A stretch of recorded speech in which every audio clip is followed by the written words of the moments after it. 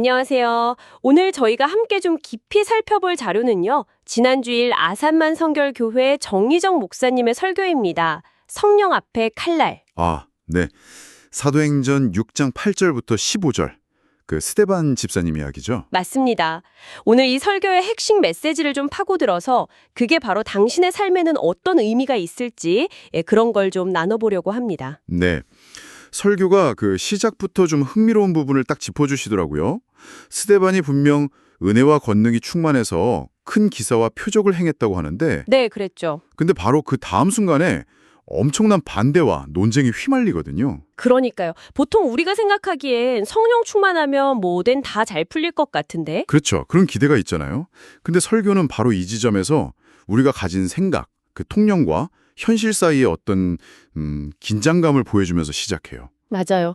아니, 은혜와 권능이 충만하면 길이 열려야 하는데 스데반은 정반대였단 말이죠. 이 아이러니를 설교는 어떻게 풀어가던가요? 그냥 스데반이 너무 잘나서 시기받았다 이건 아닐 텐데요. 네, 그 이상의 의미가 있죠. 설교의 핵심은 그거예요. 스데반이 고난받은 이유가 그의 어떤 개인적인 성품이나 능력 때문이 아니라 네. 그가 전했던 메시지의 본질, 그러니까 타협할 수 없는 진리 때문이었다는 거죠. 아, 진리. 네, 설교에서 이 진리는 그냥 옳은 말 정도가 아니고요. 생명을 주는 말씀으로 정의돼요.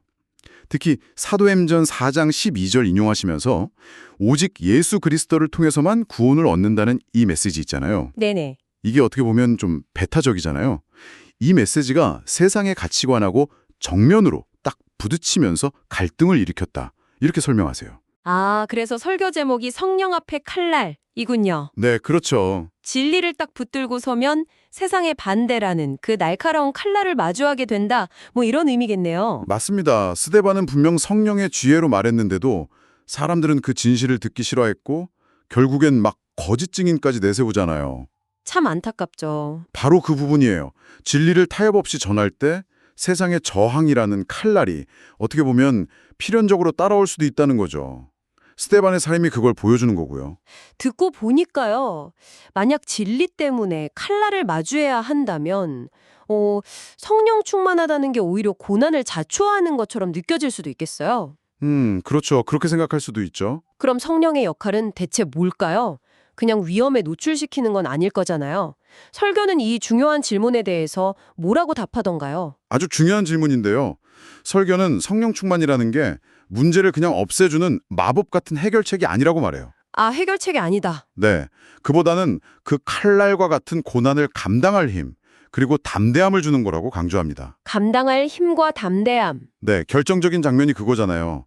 스테반이 공회 앞에서 막 고발당할 때 그의 얼굴이 천사의 얼굴과 같았다? 아, 맞아요. 그거죠. 이게 스테반 자신의 어떤 힘이 아니라 정말 극한 상황 속에서도 성령께서 주신 내적인 평안함, 담대함 이런 게 밖으로 드러난 증거다. 이렇게 설명하죠. 와.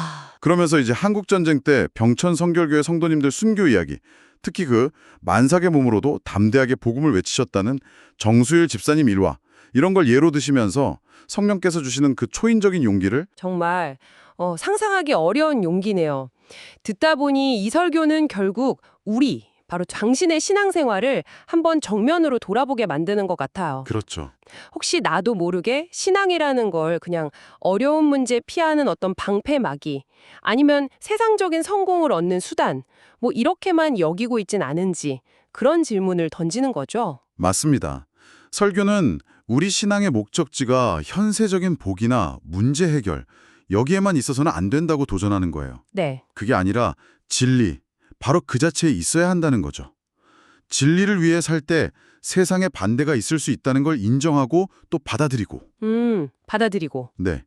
그리고 그 순간마다 성령께서 주시는 힘으로 감당하면서 나아가는 것. 이게 설교가 제시하는 좀 성숙한 신앙인의 모습인 거죠. 단순히 어려움을 피하는 게 아니라. 그렇죠. 스데반처럼 어려움 속에서도 오히려 천사의 얼굴처럼 하나님의 영광을 드러내는 삶. 그걸 지향하자는 메시지인 거예요. 아, 오늘 나눈 이야기의 핵심은 이거 같네요. 성령 충만한 삶이라는 게 고난 없는 평탄한 길, 이게 아니고 네. 오히려 진리를 위해서 기꺼이 칼날 앞에 설 수 있는 용기, 그리고 바로 그 순간에 성령께서 우리에게 감당할 힘을 주신다는 것. 와, 이거 정말 신앙의 패러다임을 바꾸는 통찰인데요? 네, 맞아요.